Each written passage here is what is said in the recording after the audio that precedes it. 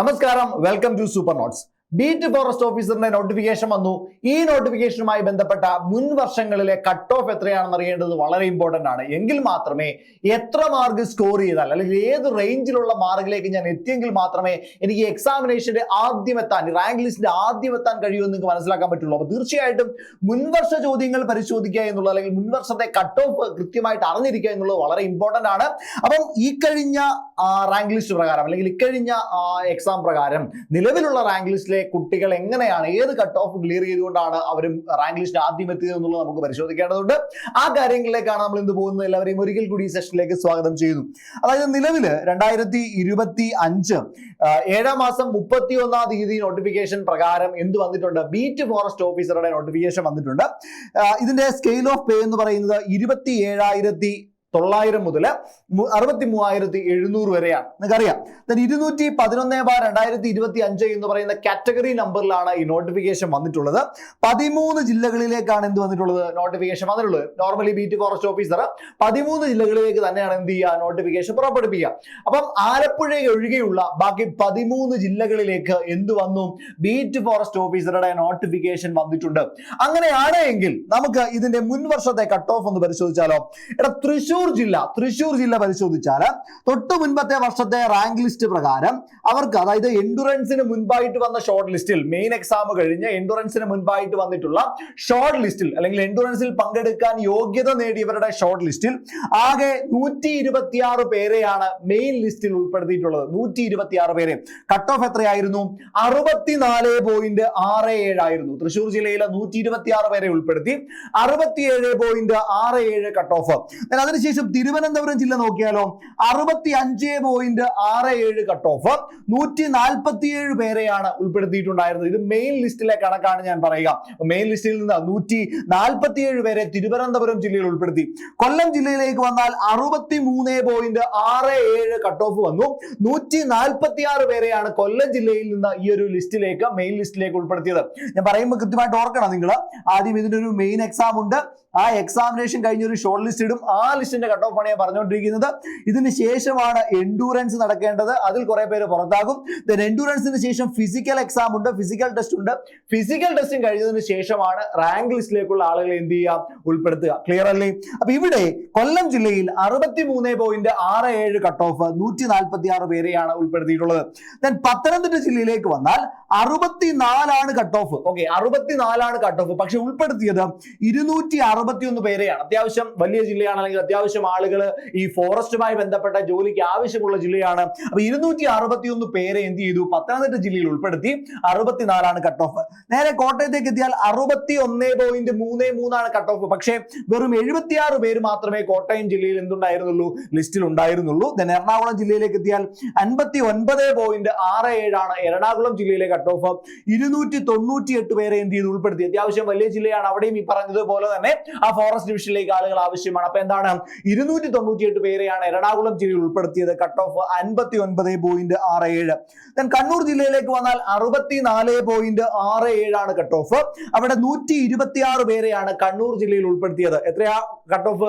64.67. Then Palakkad വരുമ്പോൾ 62.33 cut off വരുന്നുണ്ട്. 359 പേരെ ഉൾപ്പെടുത്തി. അതായത് 359 പേരെ ഉൾപ്പെടുത്തിക്കൊണ്ടാണ് പാലക്കാട് ജില്ലയിൽ എന്ത് വന്നിട്ടുള്ളത്? കട്ട് ഓഫ് വന്നത് 62.33. ദെൻ മലപ്പുറം ജില്ലയിലേക്ക് വന്നാൽ 63.33 ആണ്. 63.33 ആണ്. 117 പേരെയാണ് മലപ്പുറം ജില്ലയിൽ ഉൾപ്പെടുത്തിയത്. പാലക്കാട് ജില്ലയിൽ 62.33, മലപ്പുറം ജില്ലയിൽ 63.33, 117 പേരെ മലപ്പുറം ജില്ലയിൽ എന്ത് ചെയ്തു? ഉൾപ്പെടുത്തിയിട്ടുണ്ട്. ഇടുക്കിയിലേക്ക് വന്നാൽ ഏറ്റവും കൂടുതൽ ആളുകളെ ഉൾപ്പെടുത്തി ഇടുക്കി ജില്ലയിലാണ്. 510 പേരെ മെയിൻ ലിസ്റ്റിൽ മാത്രം ഉൾപ്പെടുത്തി. ഓക്കെ, 510 പേരെ മെയിൻ ലിസ്റ്റിൽ മാത്രം ഉൾപ്പെടുത്തി. മാത്രമല്ല 60.67 ആണ് കട്ട് ഓഫ് ആയിട്ട് വന്നിട്ടുള്ളത്. 60.67 കഴിഞ്ഞിട്ടില്ല മക്കളെ. കോഴിക്കോട് ജില്ലയിലേക്ക് വന്നാൽ 115 പേരെയാണ് ഉൾപ്പെടുത്തിയത്. 64 മാർക്കാണ് കോഴിക്കോട് ജില്ലയിൽ കട്ട് ഓഫ് ആയിട്ട് വന്നത്. കാസർഗോഡ് ജില്ലയിൽ വെറും 74 പേരെ മാത്രമേ ഉൾപ്പെടുത്തിയിട്ടുണ്ടായിരുന്നുള്ളൂ. 61.67 കട്ട് ഓഫ് ആയിട്ട് വന്നു. ദെൻ വയനാട് ജില്ല പരിശോധിച്ചാൽ 257 പേരെ ഉൾപ്പെടുത്തി. 64.33 കട്ട് ഓഫ്. ഇതിൽ ഏറ്റവും കൂടിയ കട്ട് ഓഫ് എവിടെയാണെന്ന് ചോദിച്ചാൽ ഏറ്റവും കൂടിയ കട്ട് ഓഫ് തിരുവനന്തപുരം ജില്ലയിലാണ് വന്നത്. 65.67 59.67. ഏറ്റവും കുറഞ്ഞ കട്ട് ഓഫ് എവിടെയാണ് വന്നത്? എറണാകുളം ജില്ലയിലാണ്, 59.67. എന്നാൽ ഏറ്റവും കൂടുതൽ ആളുകൾ ഉൾപ്പെടുത്തിയത് എവിടെയാണ്? അത് ഇടുക്കി ജില്ലയിലാണ്. ഇടുക്കി ജില്ലയിൽ ആകെ 510 പേരെയാണ് ഉൾപ്പെടുത്തിയത്. ഏറ്റവും കുറവ് ആളുകളെ ഉൾപ്പെടുത്തിയത് എവിടെയാണ്? അത് നമ്മുടെ കോട്ടയം ജില്ലയിലാണ് അല്ലെ. കോട്ടയം ജില്ലയിൽ, കാസർഗോഡ് ജില്ലയിലാണ്. കാസർഗോഡ് ജില്ലയിൽ ആകെ 74 പേരെ മാത്രമേ ഉൾപ്പെടുത്തിയിട്ടുള്ളൂ. ഇതാണ് ഏകദേശ കട്ട് ഓഫിന്റെ ഒരു വിവരം. കൃത്യമായിട്ട് പറഞ്ഞാൽ 60നും 65നും ഇടയിലാണ്, 60നും 65നും ഇടയിലായിട്ടാണ് കട്ട് ഓഫ് മിക്ക ജില്ലകളിലെയും വന്നിട്ടുണ്ടായിരുന്നത്. അപ്പം നിലവിൽ എന്ത് പ്രതീക്ഷിക്കണം? നിലവിലും കട്ട് ഓഫ് നമ്മൾ അതിനും മുകളിൽ തന്നെ പ്രതീക്ഷിക്കണം. നമ്മുടെ പ്രിപ്പറേഷൻ 70+ പോകുന്ന രീതിയിൽ, 70+ പോകുന്ന രീതിയിലും നമ്മുടെ പ്രിപ്പറേഷൻ കൊണ്ടുവരണം. അതിന് നിങ്ങൾ നോട്ടിഫിക്കേഷൻ വന്നു കഴിഞ്ഞു, ഇനി വെയിറ്റ് ചെയ്തിട്ട് കാര്യമില്ല. എത്രയും വേഗം ഇപ്പോൾ തന്നെ എന്ത് ചെയ്യുക? നിങ്ങൾ പ്രിപ്പറേഷൻ സ്റ്റാർട്ട് ചെയ്യുക. എത്രയും വേഗം നിങ്ങൾ അടിപൊളിയായിട്ട് പഠിച്ചു പോകുക. അതിന്റെ കാരണം ഇതാണ്, നിങ്ങൾക്ക് 70+ മാർക്കിലേക്ക് എത്തിക്കണം. ഒരു പക്ഷേ നിങ്ങൾ സ്വന്തമായിട്ട് പ്രിപ്പയർ ചെയ്തു പോകുമ്പോൾ ആ ഒരു മാർക്ക് നിങ്ങൾക്ക് സ്കോർ ചെയ്യാനായിട്ട് പറ്റിയെന്ന് വരില്ല. അതുകൊണ്ട് എന്ത് ചെയ്യുക? നിങ്ങൾക്ക് ഒരു 70+ലേക്ക് എത്താനായിട്ട് ഇപ്പോൾ മുതൽക്ക് തന്നെ മാക്സിമം എഫോർട്ട് ഇടാനായിട്ട് തുടങ്ങുക.